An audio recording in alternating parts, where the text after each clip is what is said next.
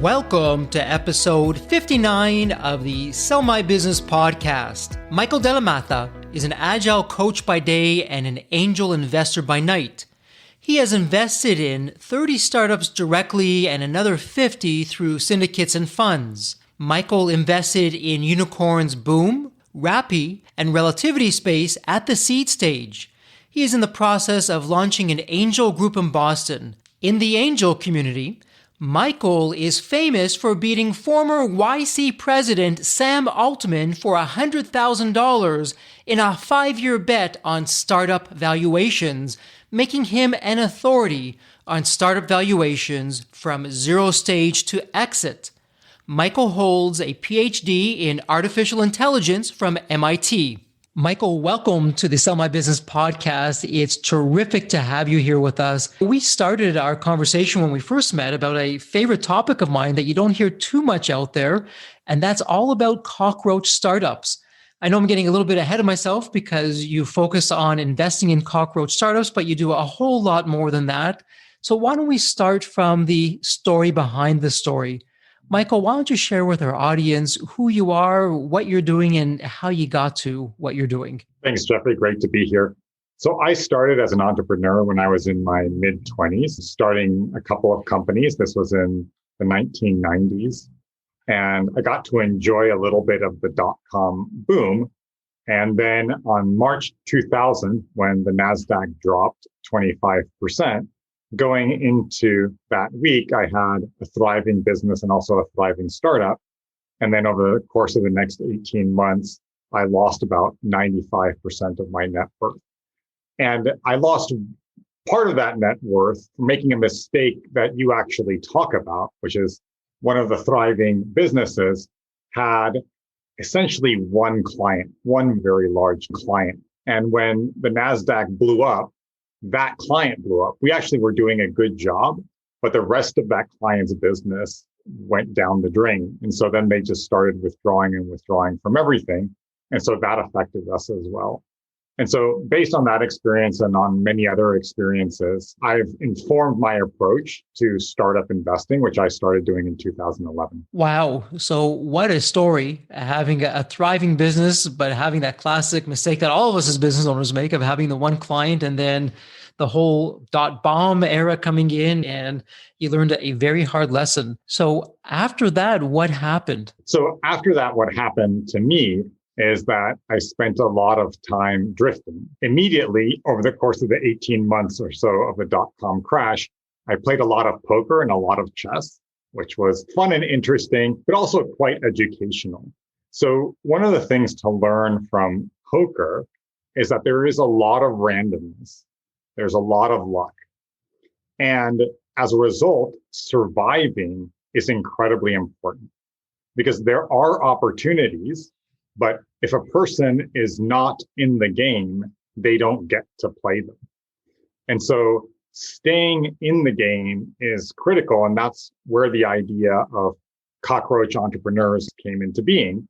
And this is actually something that we see right now. So for example, prior to COVID, I invested in a startup that was doing food delivery. So they were sending food to your home. And that didn't work very well. And so they pivoted to being a video game, and then they pivoted to doing video conferencing. And this was about a year before COVID. And even in this third pivot, things were going okay, but they weren't great. They weren't great because they were having some technology problems. They couldn't get the software to work. But then, of course, COVID happened. And then first-tier VCs started calling them because video conferencing became one of the most important things in the world. So if this company had quit after the food delivery service failed, they wouldn't have been around to see the upside. And it's interesting, they were pivoting before the world really knew what that word meant, but here they were doing that.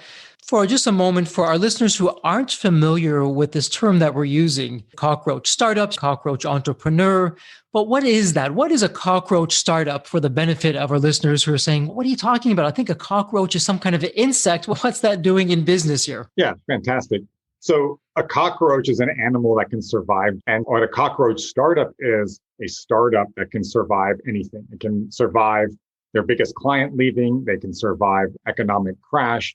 they can survive all sorts of things, and they just keep on ticking. Maybe in a much reduced form. So one of the things that happens to my startups is that they become small businesses instead of startups. And so they become a 5-person firm, and they're just happy being a 5-person firm when their shot at being a unicorn, a billion-dollar company, doesn't go through. But that's a lot better than just going bust. And Michael, it's interesting, many of what people call the unicorns, the super successful, very high valued companies, a lot of them started as cockroach startups. People don't realize that. They don't understand that. But the value of being a cockroach startup is you survive, you live another day to fight another battle. So as an investor, it would seem that your thesis is if I can find and invest in early stage companies that are cockroach startups, I have a better chance of getting a return on investment on my capital. Is that what your thinking is behind the cockroach startup focus? Yeah, that's absolutely right. And this is something that many investors have said, which is focus on the downside and the upside will take care of itself. We live in a very big world that's expanding very rapidly. And so there are large markets everywhere. If you're in the game, if you're sitting at the poker table, you will get pocket aces at some point in time. And then if you have the ability to cash in on that, you will do well. It's the situations where it's 18 months of work and then it's closing it down that are a lot harder for me as an investor. And frankly, they're not pleasant emotional experiences. I want the entrepreneurs that I invest in to actually be entrepreneurs, not people who are taking a vacation from a standard 9-to-5 corporate job. And so I expect the ability to sit there and work on very hard things for an extended period of time. And as you say, some of the most successful companies in the world today actually started off with a very long flat period at the start. And so, Michael, for our listeners, it would be terrific if you can share with us what the specific characteristics are for you as an investor when you're looking to find a cockroach startup. So in other words, you're looking at two companies. What boxes are you checking off to say, yes, these are the cockroach characteristics that I'm looking for in this company that will have me invest in them as a cockroach startup? Yes. So it's largely about what I would call the founder's DNA. What kind of person is the founder? And so I look for certain personality characteristics. And these are characteristics that are not all that well known or well understood. There are many things that everyone looks for, like an honest person. No one likes to work with someone who's dishonest. But I don't include that simply because it's obvious. So the three things that I look for that I think are a little bit different are, first of all, nonconformity. Secondly, resilience. And thirdly, ambition. And all three of these are visible in these cockroach entrepreneurs in extraordinary, extreme ways. So let's just talk about nonconformity. So Bill Gates, Mark Zuckerberg, and Steve Jobs all dropped out of college. And so they said the standard path is not for me. That's really an extraordinary thing. At the age of 20, they said, I'm going to ignore what everyone around me is telling me because I have this deep fundamental belief that I'm right. So when I say nonconformity, I'm not talking about having vanilla ice cream when everyone else is having chocolate ice cream. I'm talking about a personality characteristic that's absolutely extreme and is typically visible at a very young age in these cockroach entrepreneurs. Michael, on the nonconformity side, it makes a lot of sense. And for our listeners, just because you drop out of school doesn't mean that you're a nonconformist. But talk about resilience. And that really ties into a personal belief that I had in my company before my exit in Embanet. I always like to say that our resourcefulness trumps resources, that we had to have that resilience because we didn't have the money. And I would even take it so far as to say, Michael, and maybe you'll agree or not, we'll hear it momentarily. Had I had the access to capital in the early days of my company, I do not believe we would have been as successful as we were later on because we had to struggle to find that way and do things differently than everyone else. So I would love to hear your take on resilience and what that means to you. So part of resilience is emotional resilience. So crazy things are always happening in startups. People are leaving the company. Strategic partners that have promise funding, leave, large customers do strange things. And some of that is because there's just this huge power imbalance. The small company is often not able to have any leverage in engagement or in a relationship.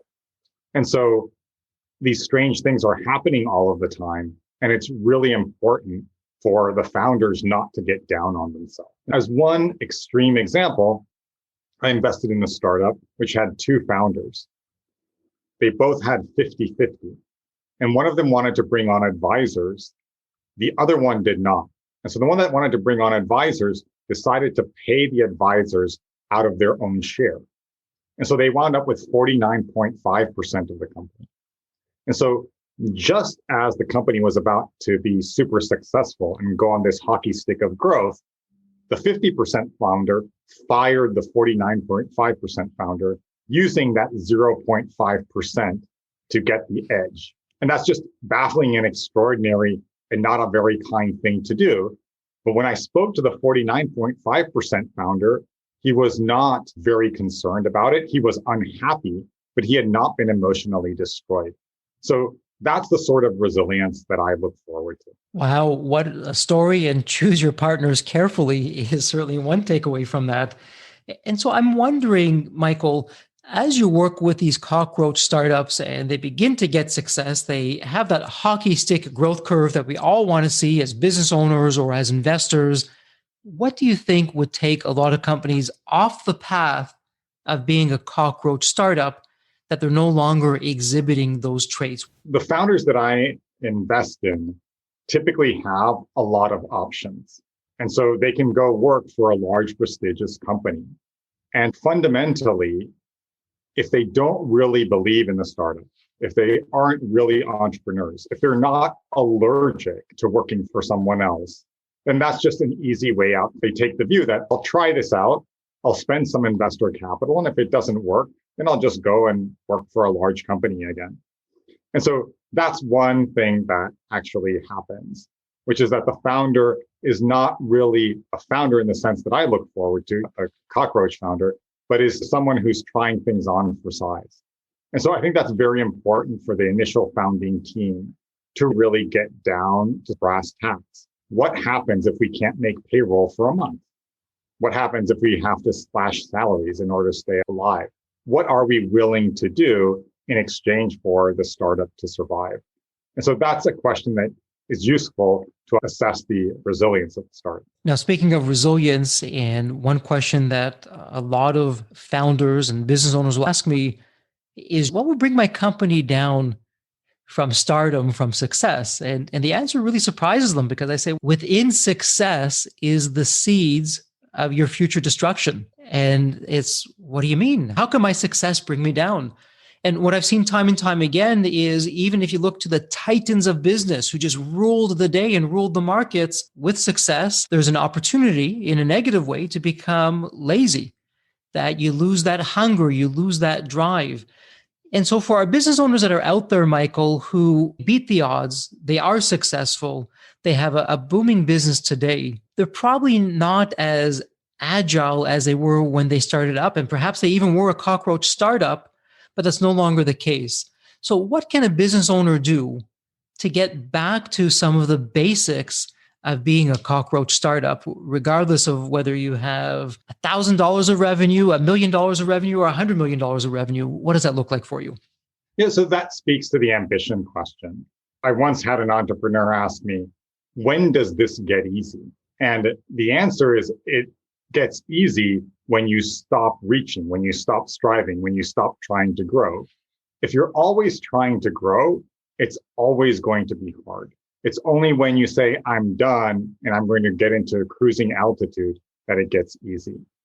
And so that's one simple way to examine. If you are at a state where you're content with the growth of your company and you're okay with the same revenue, the same results for year after year, that's perfectly fine, but that's something to watch out for. And to understand that you're now taking less risk, you're less focused on growth, you're less focused on launching new products or getting into new market segments. And the question is, what is your ambition? And if your ambition is to continue growing, then it's always going to be the case that there's some very hard part of the business because you've never done it before. You're launching a new product, you're bringing on a new person. And so that's something simple to think about. And what's interesting, Michael, is you could take your hard-earned money and you could invest that in any company at all, but you're choosing what some would say would be the most risky. Number one, it's a startup, and all bets are off when it's a startup. But then number two, you're looking for these non-conformists who maybe have some resilience and they're ambitious, otherwise known as a cockroach startup. And some would say, Michael, have you lost your marbles? Why would you look for that kind of company? And so you obviously have a thesis. It's been working for you. What comes out of that, Michael, of why your view of the world is that's not as risky as it may appear, and actually it gives me a competitive edge as an investor in a business? So one simple thing is that I believe that the industrial age is ending and the digital age is just starting. And so roughly the approach of new technology and new businesses is going to be very successful. And I want exposure to that. And so just as a simple example of that, 10 years ago in the US stock market, companies like General Electric and ExxonMobil and Walmart were amongst the biggest in terms of market cap. And they're no longer the biggest amongst market cap. Now the big five companies are all tech companies, Apple, Amazon, Google, et cetera. And so that's happening now, where industrial age companies are declining and digital age companies are going up. And the best place to find that and to invest in that is in the startup space, new businesses that are being launched into this space where industrial age companies dominate. And the industrial age companies just can't survive. They're dinosaurs. They're too slow.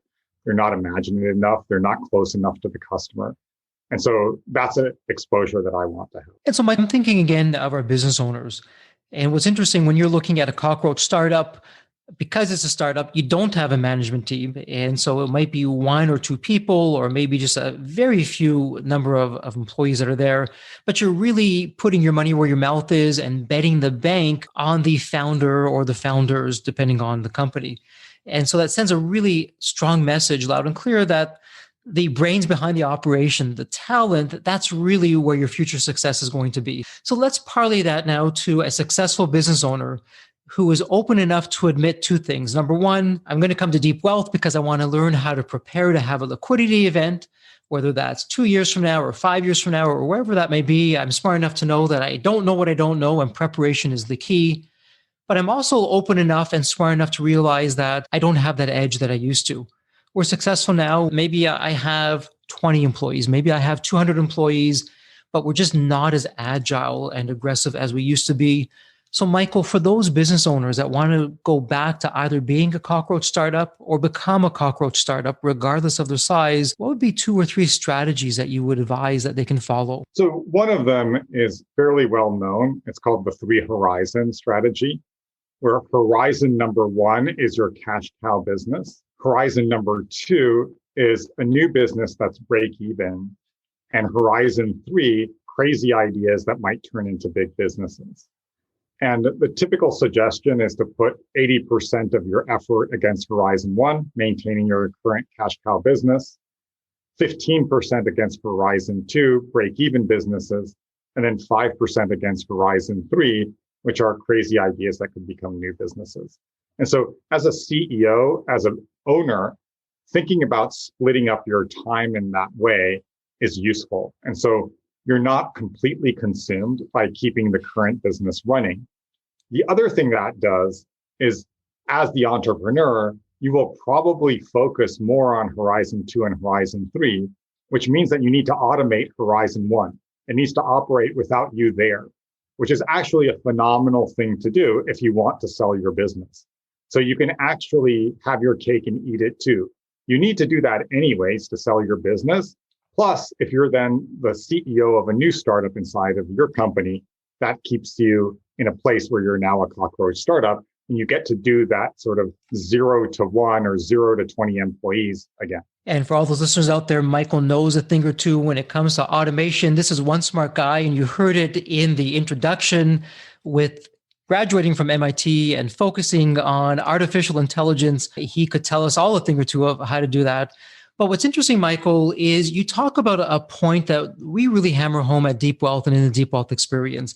And whether it's through automation like you're talking about, or whether you have a strong management team that can run the day in, day out of the business, if the business doesn't run without you, our thesis is you don't have much of a company, at least for a liquidity event, as well as for surviving, because if something happens to you, that's going to be the end of the business. And it's only when you have that strong management team, it's only when the business runs without you that you can then do, Michael, what you're talking about of horizon number 2 of that break even and horizon number 3 of that crazy, maybe hit it out of the park kind of idea, not likely to happen. But if it does, wow, you have a market disruption. So all you business owners out there, ask yourself this one simple question: does your business run without you?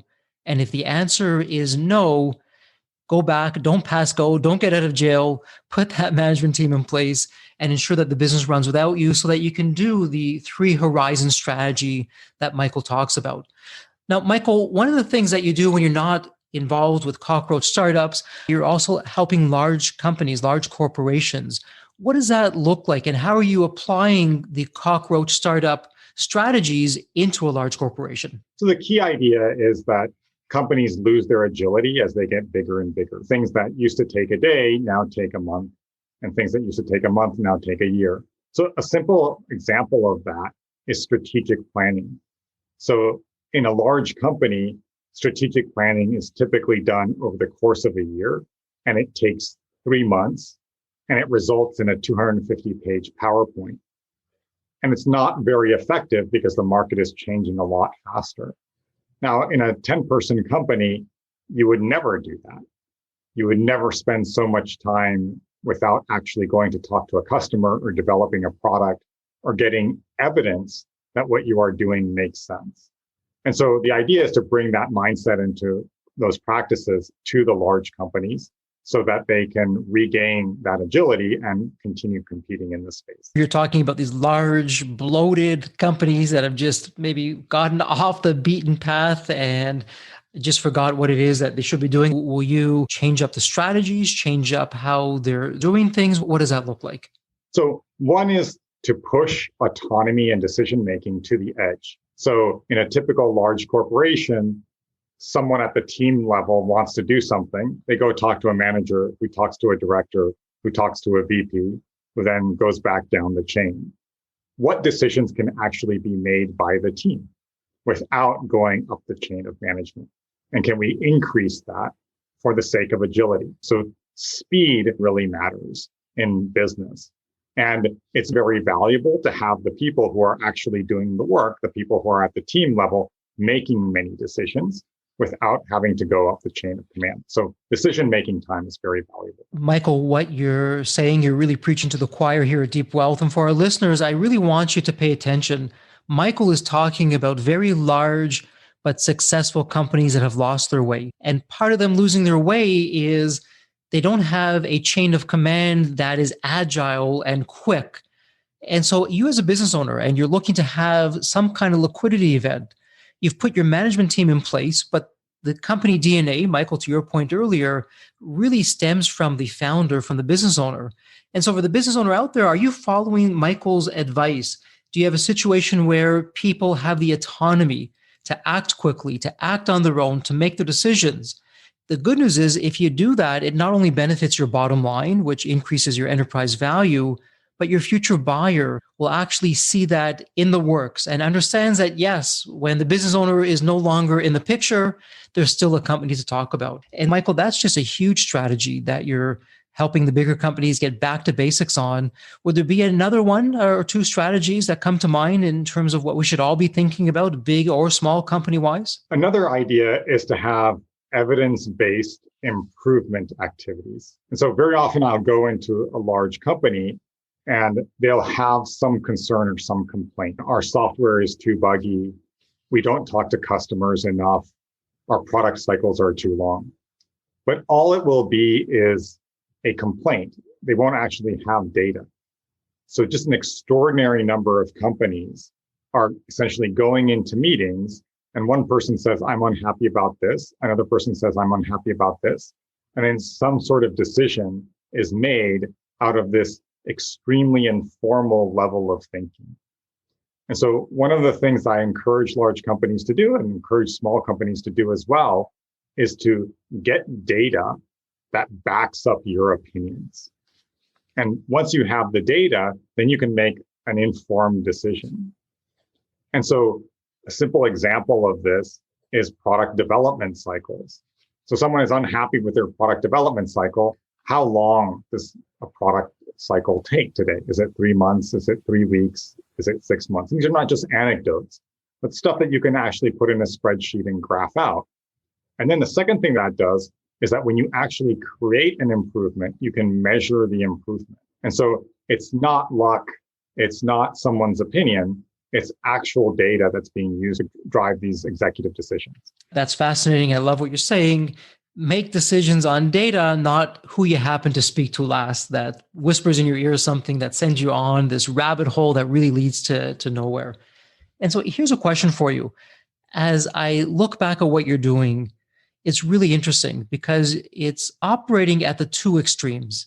So on the one hand, it's the cockroach startups. They're lean, they're mean, they're aggressive, they're agile, they're very small, and they're scrapping it out to live another day.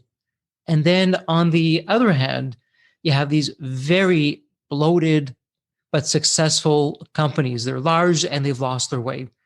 And so when you look at both those scenarios, there's always two sides to every coin. And where there's a downside, there's an upside. Where there's an upside, there's a downside. So if you can take those two scenarios and you can pull out the best from both, what advice would you be giving our business owners who can follow these strategies of how to stay out of trouble, not be too small, not be too large, but continue to grow their EBITDA, be successful, and live another successful day? Yes. So there's this saying that is go big or go home.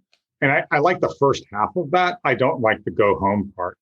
I like go big or stay in business, go big or be successful. And so one thing I always like to hear is a plan B. And so, for example, I had an investment in a startup that was trying to revolutionize small business accounting in South America.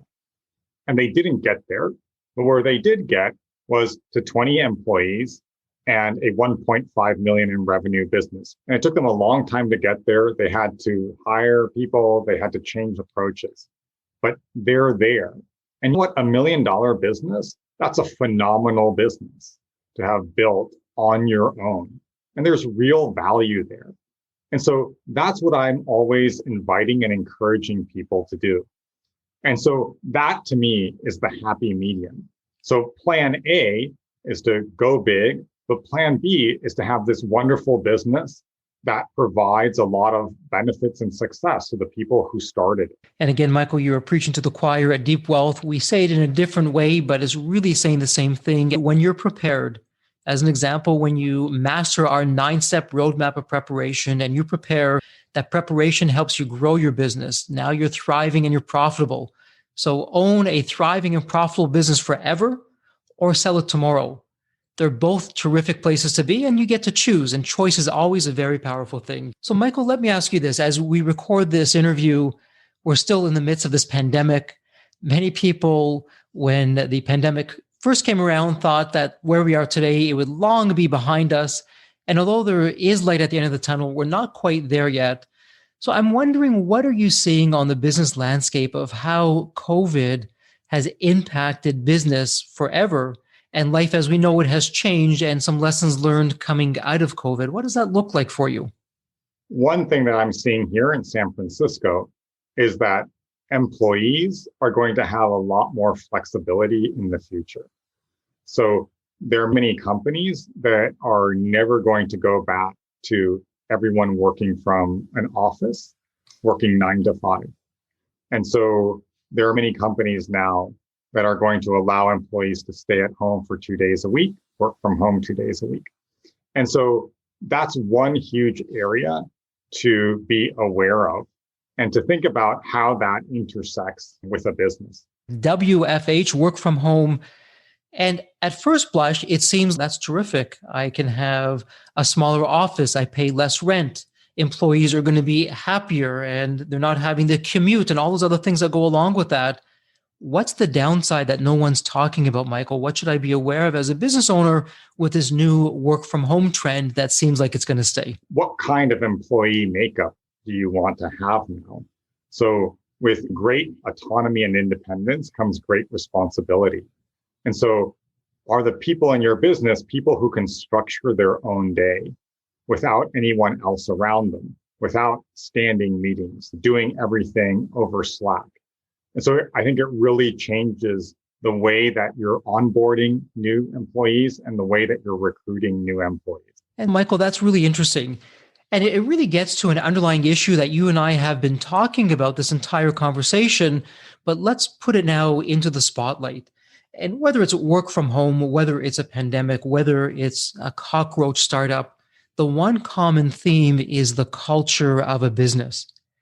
And so what you've been sharing now is that the pandemic has forever changed what business culture is going to be like. And how we adapt to that, whether we do or don't, will likely determine the success of the business.